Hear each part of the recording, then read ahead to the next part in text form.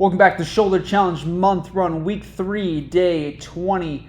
Now today we're going to go over horizontal adduction, abduction until failure. Now we can do this a couple different ways. First off, we can look to do this laying face up on a back, surface, couch. We can also look to do this standing against gravity, but I also want you to push yourself a little bit. So ideally, for most people, laying on their back face up. So you can do this either when you get home from work, you can do this before going to work, at lunch, what have you with that. So we're going to get into this here. Now, as we are laying down, we want our arm off the table a little bit. If we have to hold the other side, perfect. Okay. Now with this, again, we want to go till failure. The motions are across our body in a horizontal fashion, okay? So we want to go until failure. So trying to force our arm backwards, which is bringing the humerus or the ball and socket joint head forward.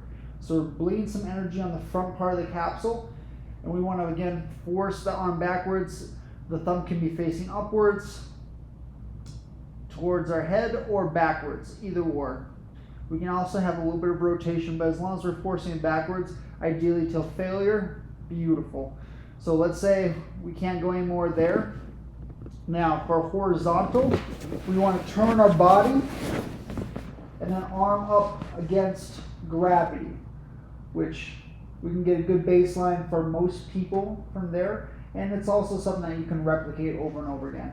So again, palm facing inwards, outwards, across our body, either or, doesn't matter. Again, we want to squeeze and try to hold the arm up against gravity for as long as we can.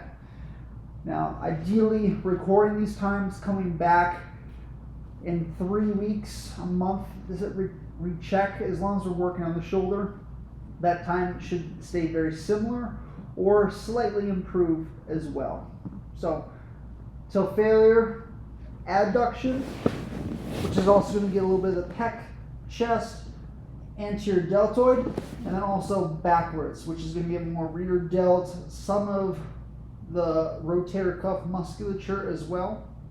And wherever the ball and socket joint, the head, which is closest to the joint capsule, whatever way that is facing, that's where a lot of the energy is bleeding and putting more stretch. So as the arm comes backwards, it's putting more stretch with the ball and socket joint coming forward and on the anterior capsule. Thus, also opposite way, arm coming across our body, it's bleeding more contraction energy of the ball and socket joint going backwards into the posterior capsule.